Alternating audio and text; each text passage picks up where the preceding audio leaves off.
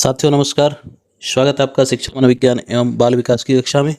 साथियों आज की कक्षा में हम पढ़ेंगे बुद्धि परीक्षणों का वर्गीकरण।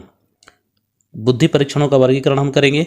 साथियों पिछली कक्षा में हमने बुद्धि लब्धि का सूत्र और बुद्धि लब्धि की विवरण तालिका आपको बताई। तो साथियों अगर आप चैनल पर नए हैं तो चैनल को सब्सक्राइब करें, वीडियो को लाइक और शेयर अवश्य करें। साथियों बुद्धि परीक्षणों का वर्गीकरण, सबसे पहले आपको बता दें कि अल्फ्रेड बिने ने 1905 में सबसे पहले बुद्धि परीक्षण का निर्माण किया। यह जो बुद्धि परीक्षण है, सबसे पहले यदि हम बात करें तो सर्वप्रथम बुद्धि परीक्षण का निर्माण किसने किया? अल्फ्रेड बिने ने किया। यह बहुत महत्वपूर्ण बात कि सबसे पहले बुद्धि परीक्षणों का जो निर्माण था वो किसने किया था? वो 1905 में अल्फ्रेड बिने ने किया था। किसने किया था? अल्फ्रेड बिने ने किया था। सीधा सीधा प्रश्न के बारे में से पूछ लिया जाता है कि बताइए सबसे पहले बुद्धि परीक्षण का निर्माण कब और किसने किया? तो आपको याद रखना है सबसे पहले बुद्धि परीक्षण का निर्माण 1905 में अल्फ्रेड बिने ने किया था। इसके उपरांत बुद्धि को मापने के लिए बहुत सारे परीक्षण तैयार किए गए और इन परीक्षणों को तैयार करने का कार्य आज भी पूरे विश्व में चल रहा है। बुद्धि परीक्षण से तात्पर्य हमारा उन परीक्षणों से होता है जो बुद्धि परीक्षण यानी बुद्धि लब्धि IQ के रूप में केवल एक अंक के माध्यम से व्यक्ति के सामान्य बौद्धिक स्तर और उसमें निहित विभिन्न विशिष्ट योग्यताओं की ओर संकेत करते हैं। साथियों इन परीक्षणों के माध्यम से व्यक्ति के समक्ष विभिन्न कार्यों को प्रस्तुत किया जाता है और उनसे यह अपेक्षा की जाती है कि इनके द्वारा उसके बौद्धिक कार्यों के बारे में जानकारी प्राप्त की जा सकती है। साथियों वर्तमान समय में जो उपलब्ध बुद्धि परीक्षण हैं उन सबको हम 3 वर्गों में विभाजित करते हैं।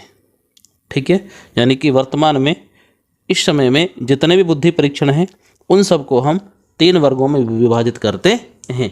साथियों अपन को 3 वर्ग पढ़ने हैं। देखिए प्रथम वर्ग जो है साथियों उसके अनुसार हम बुद्धि परीक्षणों का वर्गीकरण 2 प्रकार से करते हैं। नंबर 1 व्यक्तिगत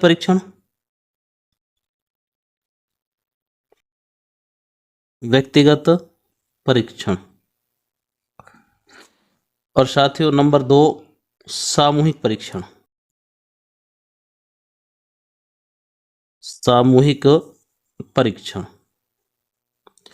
तो साथियों ये हो गया प्रथम वर्ग, यानी प्रथम वर्गीकरण हम करते हैं व्यक्तिगत और सामूहिक में। 2 प्रकार कर दिए, 2 भाग कर दिए।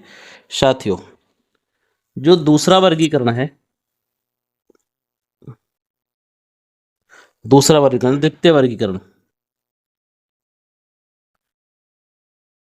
द्वितीय वर्ग जो है वो हम करते हैं साथियों शक्ति परीक्षण और गति परीक्षण। नंबर 1 शक्ति परीक्षण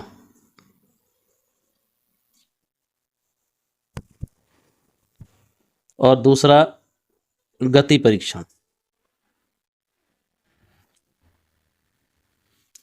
साथियों ये द्वितीय प्रकार से वर्गीकरण है। और अब बात करते हैं हम तीसरा वर्गीकरण कैसे करते हैं,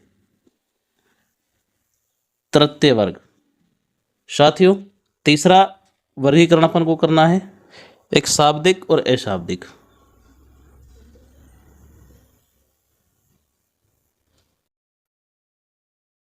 शाब्दिक परीक्षण और दूसरा अशाब्दिक परीक्षण।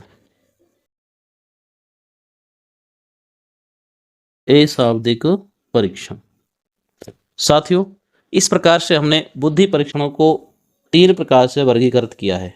इसको देखो प्रथम वर्गीकरण में क्या क्या अपन ने व्यक्तिगत और सामूहिक 2 प्रकार के माने। ठीक है, बुद्धि परीक्षण 2 प्रकार के, व्यक्तिगत और सामूहिक। दूसरे प्रकार से अपन ने क्या बना शक्ति और गति यानी कि पावर और स्पीड परीक्षण। तृतीय में क्या माना अपन ने शाब्दिक परीक्षण और अशाब्दिक परीक्षण। तो साथियों इस प्रकार से हम 3 प्रकार से बुद्धि परीक्षणों को वर्गीकृत करते हैं और तीनों वर्गों में 2-2 प्रकार के बुद्धि परीक्षण हमने शामिल किए हैं। प्रथम वर्ग में हमने व्यक्तिगत यानी कि इंडिविजुअल टेस्ट और सामूहिक यानी कि ग्रुप टेस्ट। और दूसरा वर्ग हो दूसरे प्रकार से क्या अपन शक्ति परीक्षण और गति परीक्षण, शक्ति यानी पावर टेस्ट और गति यानी स्पीड टेस्ट। तीसरी प्रकार का वर्गीकरण हमने किया शाब्दिक यानी कि वर्बल टेस्ट और अशाब्दिक यानी कि नॉन वर्बल टेस्ट। तो साथियों इस प्रकार से ये बुद्धि परीक्षणों का हमने कर दिया वर्गीकरण। साथियों अब हम बात करते हैं प्रथम वर्गीकरण की, यानी कि जो प्रथम वर्गीकरण है अपना ये वाला व्यक्तिगत और सामूहिक, इसकी बात करते हैं हम। ठीक है, तो साथियों अपना है प्रथम वर्गीकरण, और प्रथम वर्गीकरण में अपन को दो प्रकार के परीक्षण पढ़ने हैं, एक व्यक्तिगत और एक सामूहिक। साथियों सबसे पहले हम बात करते हैं व्यक्तिगत बुद्धि परीक्षणों की। व्यक्तिगत जो बुद्धि परीक्षण है उनकी बात करते हैं साथियों। तो देखिए व्यक्तिगत बुद्धि परीक्षण इंडिविजुअल इंटेलिजेंस टेस्ट।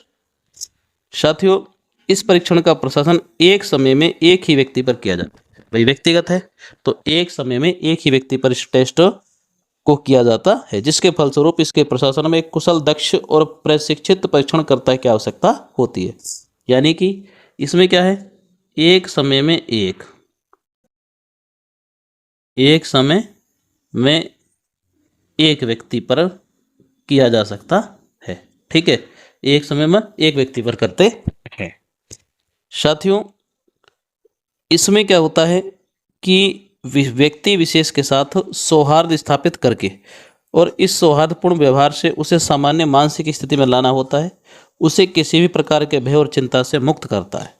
इसके उपरांत वह उसे परीक्षण संबंधित निर्देश देता है और अंततः उसे परीक्षण में निहित प्रश्नों के उत्तर देने को कहता है। ठीक है, तो साथियों व्यक्तिगत तो परीक्षण कई हैं जिनके नाम हम आपको बताएंगे। इसमें व्यक्तिगत परीक्षण में होता क्या है, एक समय में एक व्यक्ति पर किया जाता है।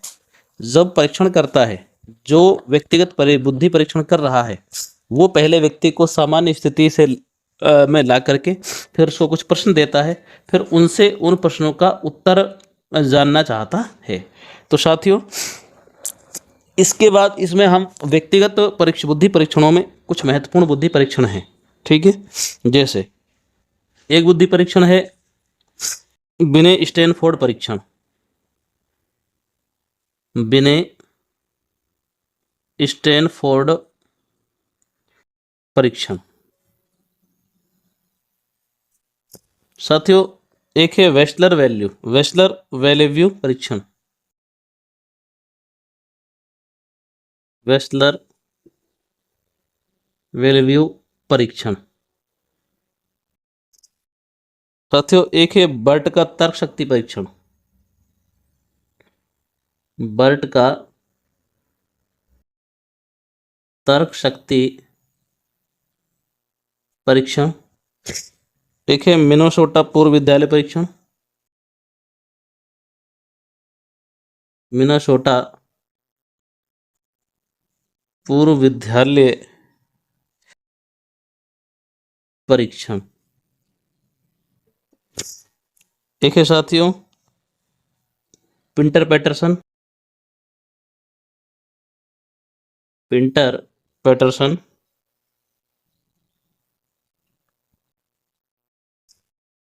Performance scale.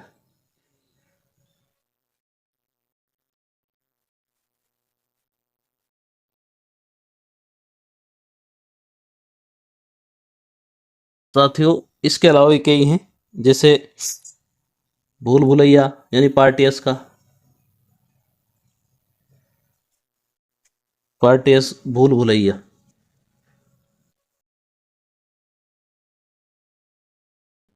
परीक्षण। और साथियों भाटिया बुद्धि परीक्षण भी, यदि हम भारत की बात करें, किसी भारतीय की बात करें तो भाटिया बुद्धि परीक्षण।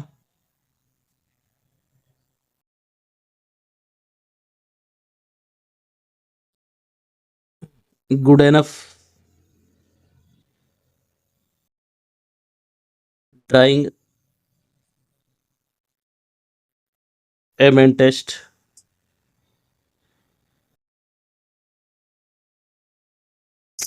तो साथ ही इस प्रकार से बहुत सारे व्यक्तिगत बुद्धि परीक्षण, लेकिन ये सारे बुद्धि परीक्षण एक समय में एक ही व्यक्ति पर किए जाते हैं, इसलिए इनको हम क्या कहते हैं, व्यक्तिगत बुद्धि परीक्षण कहते हैं। तो साथियों ये तो हुए व्यक्तिगत बुद्धि परीक्षण। अब हम बात करते हैं सामूहिक बुद्धि जो सामूहिक बुद्धि परीक्षण है उनकी। साथियों सामूहिक बुद्धि परीक्षण यानी कि ग्रुप इंटेलिजेंस टेस्ट, साथियों सामूहिक बुद्धि परीक्षण का प्रतिपादन प्रथम विश्व युद्ध काल में हुआ था। जब प्रथम विश्व युद्ध चल रहा था तो उस समय सामूहिक बुद्धि परीक्षण का विकास हुआ।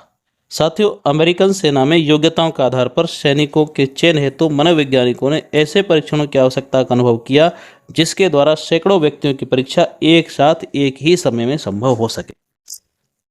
मतलब ये हुआ कि जब प्रथम विश्व युद्ध चल रहा था तो अमेरिका को उस समय बहुत सारे सैनिकों की आवश्यकता पड़ी। अब सैनिकों की आवश्यकता पड़ी तो सैनिकों की बुद्धि का परीक्षण भी करना जरूरी।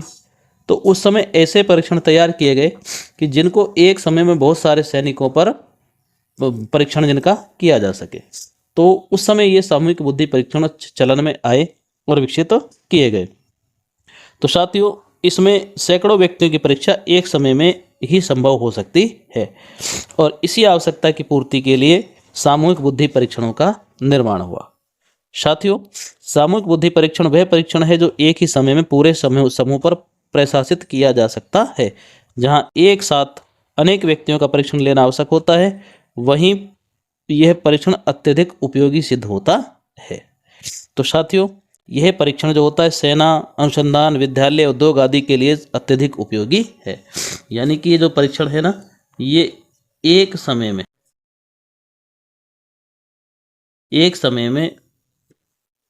अनेक व्यक्तियों पर किया जा सकता है। ठीक है, यानी एक समय में अनेक व्यक्तियों पर यानी सामूहिक है।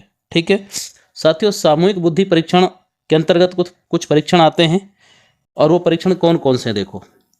एक है आर्मी अल्फा परीक्षण, आर्मी अल्फा परीक्षण। एक है आर्मी बीटा परीक्षण, आर्मी बीटा परीक्षण। साथियों सामूहिक बुद्धि परीक्षण की हम बात कर रहे हैं। एक है army general classification, army general classification परीक्षण। साथियों एक है Terman group test of mental maturity, Terman group test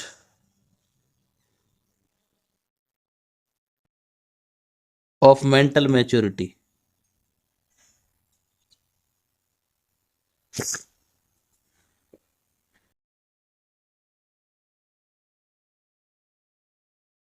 साथियों एक है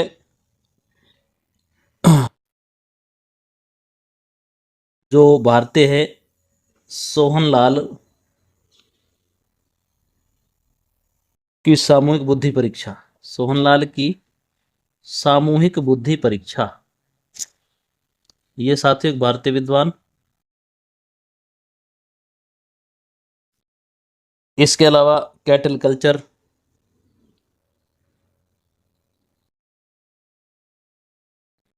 कैटल कल्चर फ्री परीक्षण।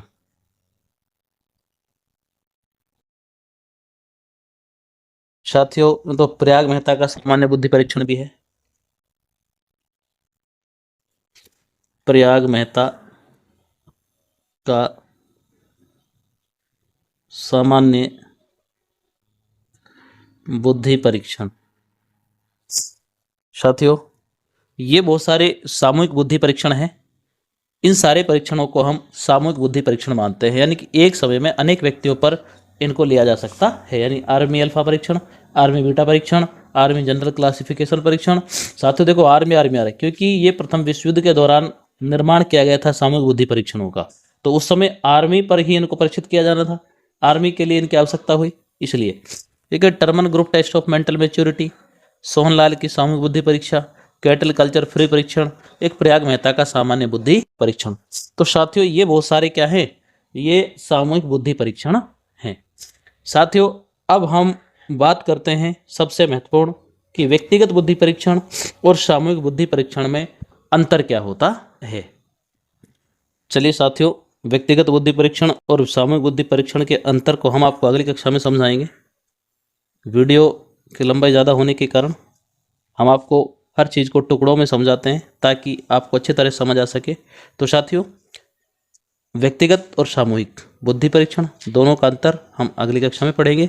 तो साथियों आज के लिए इतना ही, मिलते हैं अगली कक्षा में, तब तक के लिए जय हिंद जय भारत।